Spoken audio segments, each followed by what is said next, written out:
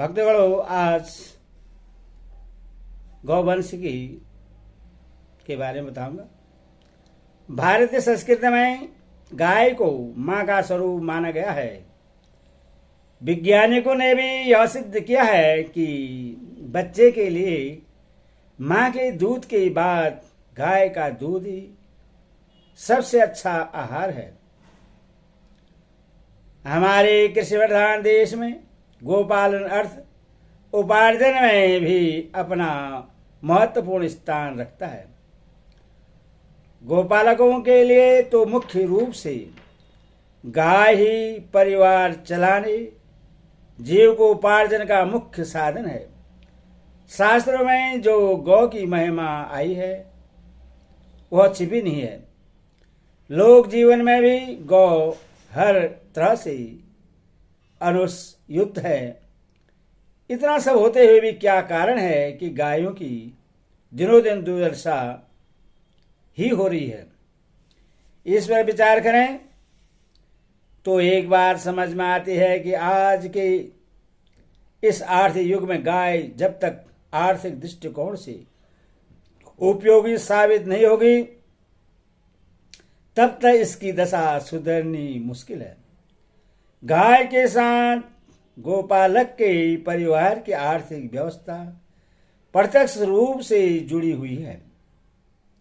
अब प्रश्न यह आता है कि गाय को किस प्रकार आर्थिक दृष्टिकोण से उपयोगी बनाया जाए। इस पर विचार के लिए हमें थोड़ा पीछे का इतिहास पलटना होगा कि पहले लोग बड़ी संख्या में किस प्रकार गायों को रखते थे। हर घर में गाय का होना मानो जरूरी था। दूध दही की नदियां बहती थी। राजस्थान में तो साग समंत करते वक्त यह कहावत थी कि धीणो घणो ही है, बेटी सोरी रेशी। जिसके यहाँ जितना अधिक गाय होती वह परिवार उतना ही आर्थिक संपन्न माना जाता। नंदबा के पास भी 9 लाख गायें थी। उनके राज्य में सारी प्रजा सुखी समृद्ध थी।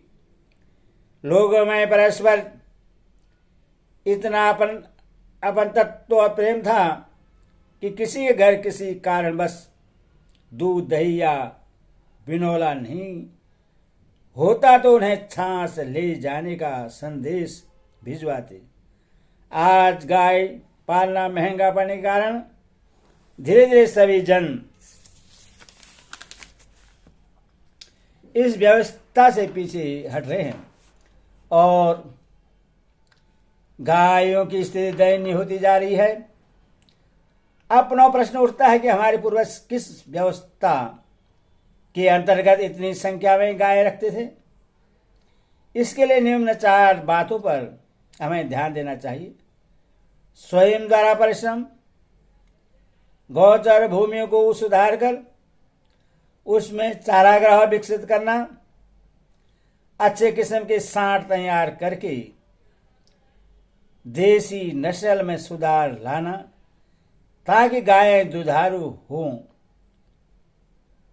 गोपालों को दूध, घी अथवा पंचगव्य उत्पादों का सही भाव मिल सके, ऐसी व्यवस्था करना। यहाँ इन्हीं 4 बातों पर कुछ विचार प्रस्तुत है। पहला है, इसमें सबसे पहला कारण है कि हमारे पूर्वज निष्ठापूर्वक अपने हाथों से गायों की देखभाल करते थे। अपने खेती में गायों के खाने का चारा उगाने के लिए अलग से व्यवस्था रखते थे, जिससे गायें खेतों में विचरण करके हरी घास चर लेती। खेती समाप्त होने के बाद खलिहानों से तथा खेतों में उगा हुआ घास फूस इकट्ठा करके घर पर लाकर साल भर के लिए गायों के लिए घास की व्यवस्था कर लेते। इसके पश्चात खेतों में बचे खुचे घास फूस की चरने के लिए गांव में चरावाहे की व्यवस्था होती थी, जो गायों को खेतों में चराने के लिए ले जाता। करीब 2 माह तक पेट भरकर गायें सभी खेतों में खुले में चरकर आती। इससे गोपालक को घास चारा खरीदने का आर्थिक बोझ नहीं पड़ता। साथ ही इनके गोबर से खेतों की जमीन की उर्वरा शक्ति भी अच्छी रहती थी। उस समय खेती बैलों द्वारा की जाती थी, लेकिन आज बैलों का स्थान ट्रैक्टरों ने ले लिया है। ट्रैक्टरों के द्वारा खेती होने से गोवंश तथा किसान दोनों का भयंकर नुकसान हुआ है। बेकार बैल बूचड़ खानों में कटने जाने लगे और किसान कम परिश्रमी होता गया। ट्रैक्टरों द्वारा खेती होने से घास फूस के पौधे जड़ से उखाड़ने के कारण खेतों में घास होना प्राय बंद हो गई है। आज ऊर्जा के स्रोतों की न्यूनता के कारण ट्रैक्टर और रासायनिक खाद द्वारा खेती बहुत महंगी पड़ने लगी। साथ ही घास चारे के नहीं उगने के कारण गौवंश की दुर्दशा होने लगी। खेतों में रसायनों के प्रयोग से पशुधन और मानव अनेक तरह की बीमारियों का शिकार होते जा रहे हैं। परिवार में गाय पालने में घर की महिलाओं का भी बड़ा योगदान रहता था। दूध दोहना, बिनौला करना, घर पर गायों की देख रेख का कार्य प्राय महिलाएं कर लेती थी। लेकिन आज यह बात नहीं रह गई है। परिवारों में गायें रखना धीरे धीरे बंद सा हो गया है। अतः हमें चाहिए कि हम सरकार एवं दान दाताओं के भरोसे न रखकर स्वयं द्वारा परिश्रम करके पूर्वजों की इस प्रक्रिया को पुनः दोहराकर जैविक खेती, बैलों द्वारा खेतों में घास उगाकर, परिवार में गायें रखकर गौवंश को बचाएं। दूसरा, पहले हर गांव में गायों के चरने के लिए गौचर भूमियों की व्यवस्था होती थी, जिसका अच्छी तरह से रख रखाव और उसकी सुरक्षा करना हर व्यक्ति अपना कर्तव्य समझता था। आज गौचर भूमियां हम खत्म करते जा रहे हैं और बची हुई भूमि की कोई देखभाल नहीं है। यह बात भी सही है कि पिछले वर्षों में अकाल की स्थिति के कारण गौचर भूमियों की भी बड़ी दुर्दशा हुई है। फिर भी हाथ पर हाथ रखकर बैठने से इस समस्या का समाधान नहीं होगा। हमें गौचर भूमियों को जोतकर और उसमें प्रकृति के अनुरूप घास लगाकर पुनः विकसित करना होगा। गौचर भूमि में स्वच्छंद वातावरण में गायें चरने से गायें जहाँ स्वस्थ रहती हैं, वहीं उन्हें तरह तरह की वनस्पति चरने के लिए मिलने से दूध स्वास्थ्यवर्धक एवं ज्यादा होता है, जिससे गोपालक पर आर्थिक बोझ कम आता है। तीसरा है, पहले हर गांव में अच्छे नस्ल के देसी सांड पूर्वज लोग रखा करते थे। सांड को गुड़ रोटी देना तथा उसकी देखभाल करना हर ग्रामवासी अपना धर्म समझता था। अच्छी नस्ल के सांड से गायें भी स्वस्थ एवं दुधारू होती थी। लेकिन अब गांव में नस्ल की बात तो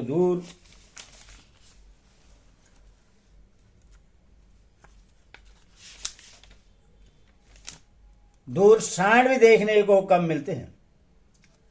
तदंतर अकाल की स्थिति के कारण पौष्टिक आहार नहीं मिलने से गौवंश कमजोर होता चला गया। आज गायों का दूध इतना कम हो हो गया है कि गोपालक को दूध की मिलने वाली कीमत से पौष्टिक आहार तो दूर, घास चारे की व्यवस्था करना भी मुश्किल पड़ता है। इसके लिए उपयोगी सांड तैयार करके नस्ल सुधार करना बहुत जरूरी हो गया है। हर गांव में अच्छी नस्ल के सांड रखकर हमें पुनः दुधारू गाय तैयार करना होगा। चौथा है, गौ उत्पादों का उचित मूल्य नहीं मिल रहा है। आज शहरों की अपेक्षा गांव में दूध, घी का मूल्य गोपालों को बहुत कम मिलता है। इसके लिए गांव में सहकारी समितियां बनाकर गोपालकों को अपने उत्पादन का उचित मूल्य मिल सके, ऐसी व्यवस्था करनी होगी। हमारे शास्त्रों में गाय के पंचगव्य से स्वास्थ्य लाभ एवं वातावरण शुद्ध होने का बहुत महत्व बतलाया गया है। दूध, दही, घी अलावा देसी गाय का गोमूत्र और गोमय अनेक तरह की बीमारियों जैसे दमा, शुगर, कैंसर में बहुत लाभकारी सिद्ध हुआ है। हम सभी को तथा सरकार को चाहिए कि देसी गाय के गोमूत्र और गोमय की गुणवत्ता की अच्छी तरह जांच कर इसका फार्मूला तैयार करके जिन रोगों में यह लाभकारी हो उसकी दवाइयां बनाकर जनमानस को स्वास्थ्य में होने वाले लाभ के बारे में जानकारी दें। आज करोड़ों रुपए अंग्रेजी दवाइयों में खर्च होते हैं, किंतु यदि यह सस्ता इलाज जनता के लिए लाभकारी हो तो इससे मानव तथा गोवंश दोनों की रक्षा हो सकती है। बोलो सियावर रामचंद्र की जय।